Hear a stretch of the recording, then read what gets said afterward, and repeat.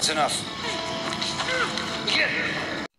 Dahil sa kailangan ni JB ng tulong ay nagpaiwan na si Max na pinasigurado niya kay Andres na kaya na niyang makipagsabayan sa kanila.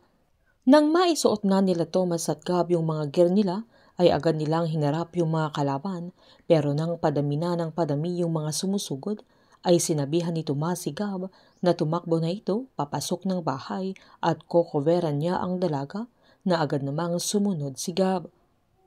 Hindi naman naging madali kay Andres na mapuntahan sila JB at Timur, lalo't nakapasok na yung mga kalaban nila, at nang magkaroon sila ng pagkakataon ay pinalabas na niya ang dalawa sa kwarto na pinagtaguan nila kay Timur. Binili ni Greg na gawin nila ang lahat para ma-secure nila yung package dahil hindi ito pwedeng mamatay. Agad pinatayo ni JB si Timur, sabay lumabas na sila at sinundan nila si Andres. Pero may mga kalabang humarang sa kanila kaya binitawan ni JB si Timur para matulungan niya si Andres. Ignatake naman ng kalaban si Timur para patayin pero nagawa niyang depensahan ang sarili niya na agad namang tinulungan ni JB nang babarilin na siya kaya napagtanto nilang si Timur ang target ng mga kalaban.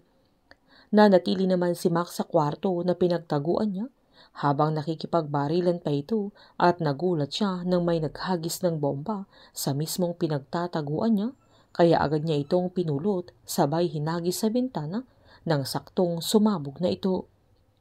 Habang galit na sinabi ni Miguel sa kanilang linya nang akala niya ay safe sila sa lugar na yun kaya paano sila nahanap na agad niyang sinabi na kasalanan yun nila JB at Andres dahil sa pinaggagawa nila ay nagkagulo-gulo silang lahat. Sinabihan naman agad siya ni Greg na hindi yun ang tamang panahon para magsisihan, napasigaw na sinabi ni Miguel na napapalibutan na sila. Habang sinabihan naman ni Andres si JB na hindi sila ang target kundi si Timur mismo, kaya agad napatanong si Max kung bakit at agad namang giniit ni JB na baka mismo mula sa grupo niya na ayaw nilang merong malantad na lihim ang kanilang grupo na pwedeng sabihin ni Timur. Naiwan si Miguel sa taas dahil sinisecure niya yung area, lalo't siya ang sniper ng grupo. Nauna naman si Greg at nang makita niyang clear ang area ay sinabihan niya ang buong team na magkita-kita silang lahat sa Bravo exit at tinimbre din ni Miguel na wala na silang kalaban sa labas. Nang makarating sila sa Bravo exit ay sinabihan sila ni Greg na kailangan na nilang makalis doon kaya biniling niyang sundan siya ng buong team. Nang nasa labas na sila maliban kay Miguel ay sinabihan ni JB ang grupo na kumilos na sila pero laking gulat nila nang may mga sumulpot pa silang kalaban.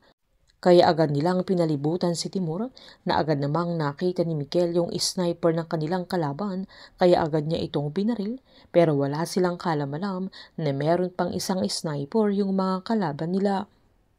Nang pinatayo na ni JB at Andres si Timur para makatakbo na sila ay binaril ng sniper si JB. Kaya nabitawan niya si Timur na sunod siyang binaril at agad namang tinulungan ni Andres si JB na hindi nila pinuruhan at sinadyang sa may gear ito tinamaan pero natumba pa rin ito.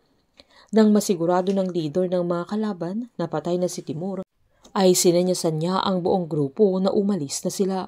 Nagulat ang Team Incognito nang tumakbo na papalis ang mga bumabaril sa kanila pero pasigaw na sinabi ni Gab na napuruhan na si Timur. Kaya agad nila itong nilapitan at chinek ni Gab kung may pulso pa ito. Sakto namang palabas na si Miguel kaya sinigawan ni Gab na kailangan nila ng tulong niya. Agad niyang chinek yung pulso ni Timur pero patay na ito na sinubukan pa niyang i-revive pero dugo na ang lumalabas sa bunganga niya na hindi ito tumikil sa pagre-revive. Nadismayado siya sa sandaling yan dahil mauuwi sa wala ang lahat ng pagod at sakripisyo nila na agad siyang inawat ni Greg nang makita niyang desperado na si Miguel. Dahil sa nangyari kay Timur ay hindi ito palalampasin ni Clover na siya ang maghihiganti para sa kanyang tito.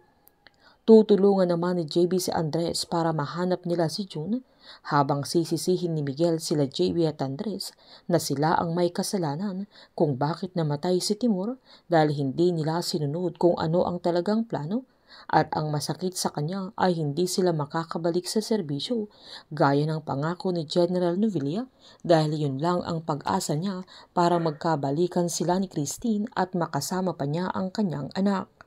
Painit ng painit ang mga tagpo, sabay-sabay po nating subaybayan ang advance episode ng Incognito dito lamang po sa aking channel. Patuloy lamang po manood at mag-subscribe para ma-update po kayo sa advance episode.